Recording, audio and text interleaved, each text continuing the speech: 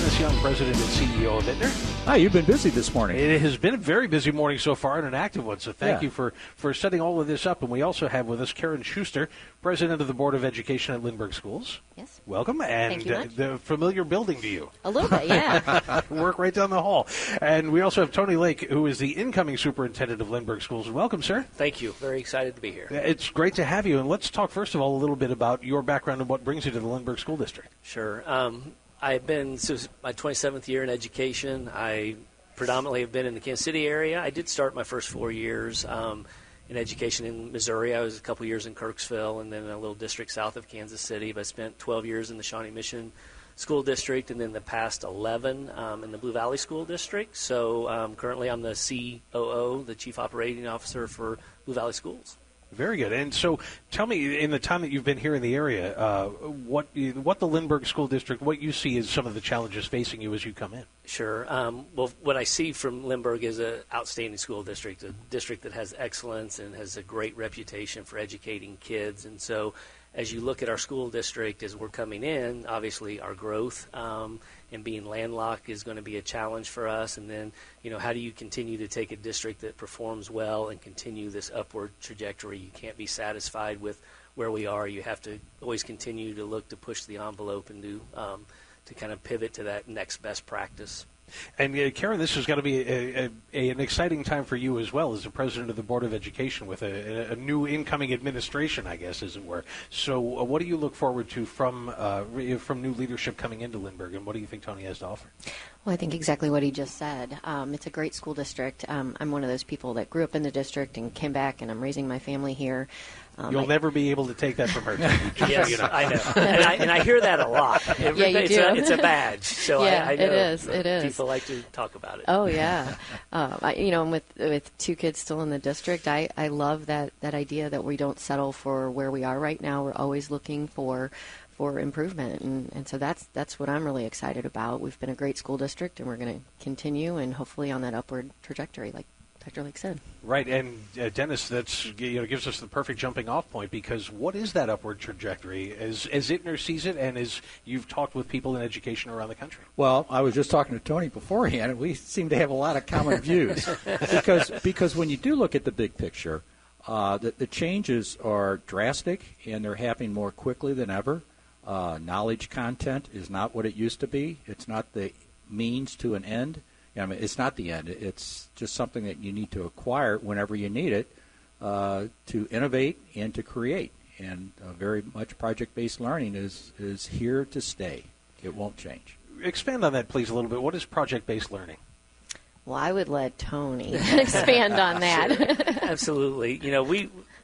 Projects is not a new concept, but it's project-based learning is more about students engrossing themselves in, let's say, a problem in the community, and they solve that problem. They put a lens on, and they say, if it's even go outside of the county, or let's go to the world, fresh drinking water, how can we help solve that problem? And they work on teams. And, as you look at this Gen Z is this group of kid that's sitting here, you're looking at, these kids are going to have around 5 different careers, 17 different jobs. So really it's about skill acquisition.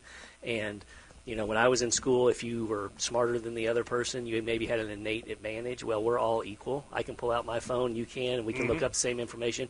It's what we can do with that information. So developing lessons and having student experiences that, we talk a lot about the 4 C's, collaboration, creativity, communication, and critical thinking. If you can do those things when given information, you're going to have that flexibility that you need as you go out. So when we think about the student experience, we really need our teachers to start looking through the lens of that.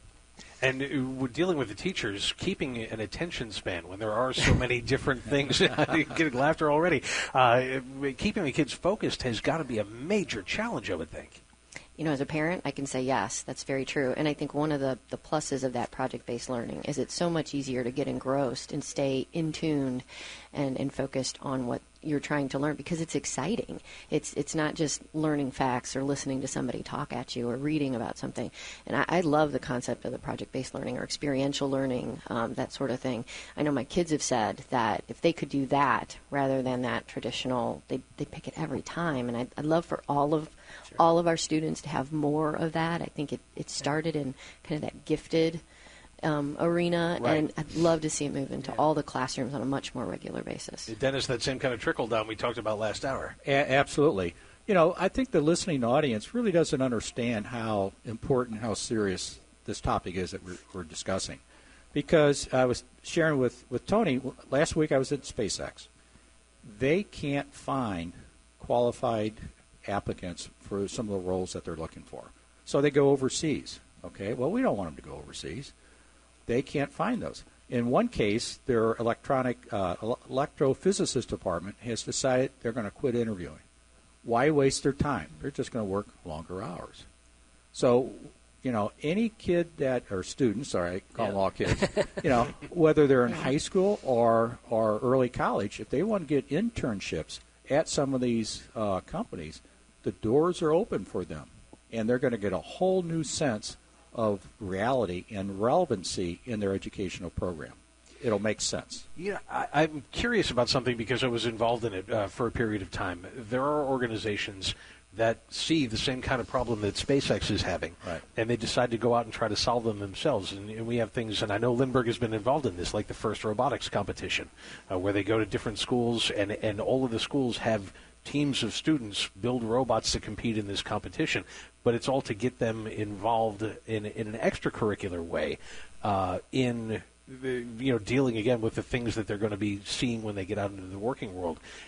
Is there a way to integrate that kind of corporate background into a curricular way to do education? I know that gets tricky. Yeah. And so I know the St. Louis, you may have heard of the St. Louis CAPS program, Mm-hmm. that originated in the district and where I'm currently at in Blue Valley. And it's really about partnerships. It's about, for instance, kids going in the Kansas City area, they would go to Black and Veatch, and they would actually work side by side with architects. Garmin would be another example. We have kids that go over there and program, and they do the navigation in a different language. And so anytime that we can make that experience for our students real and relevant, it will send them either in a direction that way, or they'll say, hey, wait a minute, I'm not going to spend $80,000 on something that I didn't want to do. And so those types of programs and those types of experiences are so critical as we begin to move forward. And again, it makes sense because it greases the wheels for that slide from the educational world into the corporate world. It really does. And, teachers have the same challenge and opportunities. We bring STEM teachers into our office. There are 50 at a time, and they spend half a day. And they learn firsthand what it is, how we apply technology, how we communicate, how we work together, so they can see it, internalize it, and then be able to, take that back to the classroom and apply it to the ages and the aptitude levels of the kids that they have. Yeah. So it's really important that the teachers understand what we all see and understand. So Karen Schuster is the president of the Board of Education. What is your role in, again, facilitating those relationships and making all of this as easy as possible for the teachers, the parents, and the district?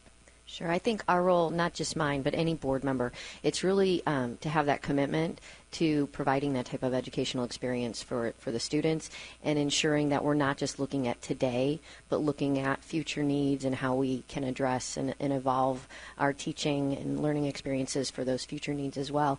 And so that's all about just having the right people in place. You need strong leadership and excellent teachers and support staff and an engaged community. So anything that board members can do to foster that sort of a culture and an environment in their district, that's what we have to do. That's our responsibility. But do you hear the same thing from parents universally, that they're interested in those same kinds of goals to set for their kids? At Lindbergh, definitely. I can't say that I've talked to a lot of parents in other districts, but yeah, I think at Lindbergh in particular, our parents are very used to our tradition of excellence and want that to continue and expect that from us and are supporting what we're trying to do in that way. And Tony Lake, the incoming president of the Lindbergh School District, let's talk about some things that we all grew up with and whether or not there is still a place for them. And I think in talking about the differing ways to approach education, it makes one wonder, is there still a place for a lecture class, or are they dead? Absolutely there is. If you do any research with John, you look at John Hattie's work, the effect size that good, effective, direct instruction has, it's still critical. And, so you envision a teacher saying, I'm going to give some information to kids about a 15-minute, really intense lecture, and then I'm going to facilitate them. Then I'm going to turn them loose, and I'm going to let them get their hands dirty, where you or I may sit there and listen to somebody talk for 50 minutes at it, and our attention span goes. But there is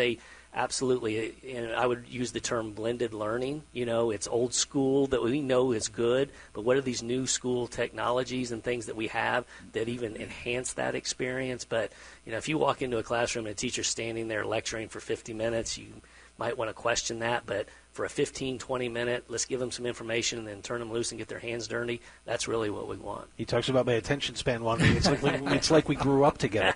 Yeah. Now, another thing that you talked about getting their hands dirty. Yeah. Shop class. Absolutely. We had shop class. Is shop class still viable? Absolutely. It's about an authentic learning experience, whether that's in a shop class, whether that's in the biology room, wherever it is. When I learned something the best is when I actually was asked to go do something instead of sit and listen. Mm-hmm. I can retain it for a little while, and for the little over a decade, we've been really hammered of standardized tests and No Child Left Behind and putting all this information in and spitting it back out on a test, and that's still important. It's a great measure, but how do you support that with other enrichments and that more authentic learning that goes along with that? If you do that, we believe that these other things will take care of themselves. Yeah, and Dennis, it sounds like what we're talking about is kids who are going to remember the experience and take things away from the experience of primary education that are vastly different than what you and I did. Very different. And, space encourages kids to think different and behave different. And, we're designing 2 innovation centers right now. And one of our clients said, before we went ahead, we toured a bunch of facilities. And I said, well, what did you see? What did you like? And they said, well, what we saw was a new facility, and kids were in some of the rooms, but not in others. And what they discovered was that this school district designed a facility without engaging the right people in that process. So they ended up having adult envisioned spaces for kids that didn't work. That the kids didn't have any interest in. They didn't have any interest. It didn't fit them. So it didn't really signify to the kids the change of behavior, the level of expectation that was expected of them. So they went to the rooms that were closest to meeting that kind of need. Yeah. Are kids part of your feedback loop? Oh, absolutely. Absolutely. I won't go into too much detail because sure. that's a whole other topic. Absolutely. Absolutely. But definitely is. Yeah. Definitely is. I just asked Dennis if kids are part of his feedback loop in terms of design. They're part of yours as well. They have to be. Yeah. In my current role as Chief Operating Officer, we are currently redesigning or remodeling 2 elementary schools in the district where I'm coming from. And we brought 3rd through 5th graders into the conversation with their parents, and we just asked them 2 simple questions, how best do you learn and where best do you learn? And it was just amazing the feedback that we got from those kids, and we asked them to bring some kind of device that inspired them or what thought that made them think about learning and making learning fun. And it was interesting to see the different responses and the items that the kids brought. Yeah, and those devices, again, are all around us and they're ever-changing, so it makes the job of an educator really tricky. Yep. You have to keep up with every latest bit of technology, yes. right? Yes, absolutely, 100%. Yeah, and Karen, so, again, talk a little bit about the board's place in all of this when you're talking about moving into a much more hands-on education, hands-on style of education. What does that mean, again, to sort of communicating, facilitating all of those details? Sure. Well, I think we've already touched on it. It's getting the right people in those feedback loops and making sure we get information from the students, from the parents, from the community, business people, so that we really understand all the different perspectives and use that to inform the decisions that we make. Boards have to be willing to go out and I think gather that information and really analyze it and make decisions based on that, and not just within our group. And you're also hearing, Tony, from people at the high school level, from kids who are at that level, and they've also got some very distinct ideas. We talked in the last half hour about how kids are now encouraged to be much more outspoken about everything that involves them, and education is certainly a part of that. How do they see where their education is going? Yeah, I think the voice and choice piece, when you talk to our students, they really like to have that ownership in having a voice and having, I don't know if it's like a menu to choose from or a topic to go from. I this morning was able to be out at the high school here in Lindbergh and got to provide some feedback on project-based learning units that were going on, and the topics were just outstanding. But to see the kids own that and really take your feedback and ask you questions and engage in that process, it's just really it's about as high level of learning as you can get when you're active like that in your learning. What are high schoolers most concerned about? Again, concerning their own education, where are their interests and priorities? Yeah, I think there's a big gamut there. The social emotional well-being of our students is definitely on their minds. Safety is always at the forefront of that. Sure. In one of the conversations that came up today with kids about the well-being and being able to feel safe when I come to school and all of that. And so, these kids are faced with different challenges than what you and I were. If we had an issue at school when we went home, it stayed away. Now it's on social media. It's everywhere. You can't get away from it. So this generation of kid is always on call. They are always on the go and can't really maneuver away from things if they need to. So teaching them the skills they need for that grit or that perseverance and that growth mindset to keep going is very critical for these kids. Dennis, there was an interesting trend in the area where we live because there are two towns right next to each other, and they were both exploding in growth. And in one, they built a new high school and then just sort of moved everybody down. The old high school became the latter stage middle school and so on and so on and so on. And in Columbia, Illinois, they did it exactly the opposite way. They built a new middle school that was massive, and the high schoolers stayed where they were.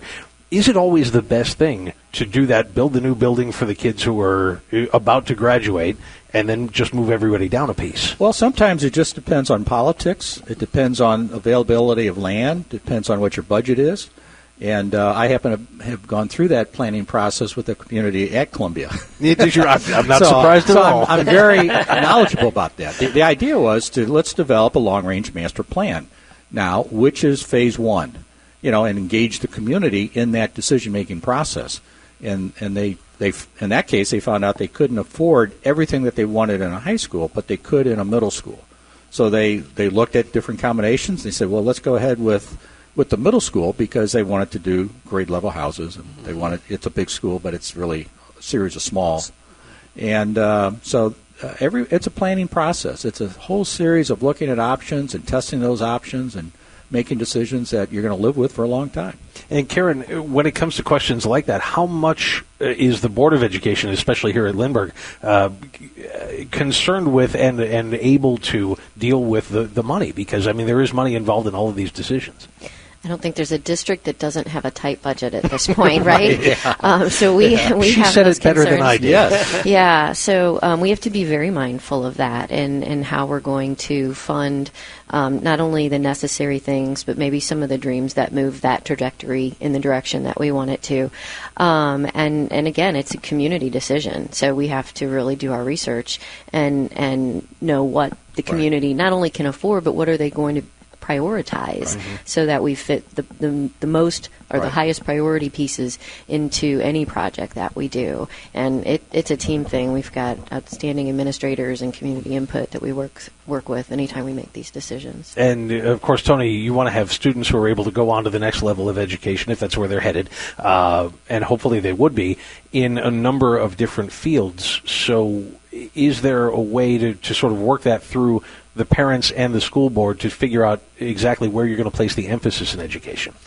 Yeah, I think when you look at basically with the type of economy and the things that we're in right now, I think this idea of an entrepreneurial mindset of growth and, I have a certain set of skills is important. I think, anytime you want to do change, you've got to start with your why, and you got to engage your parents, and you got to understand why you want to do that and how you want to do it and what you're going to do. So I think just having that feedback loop and making sure that we are meeting the needs and the desires of the community is critical.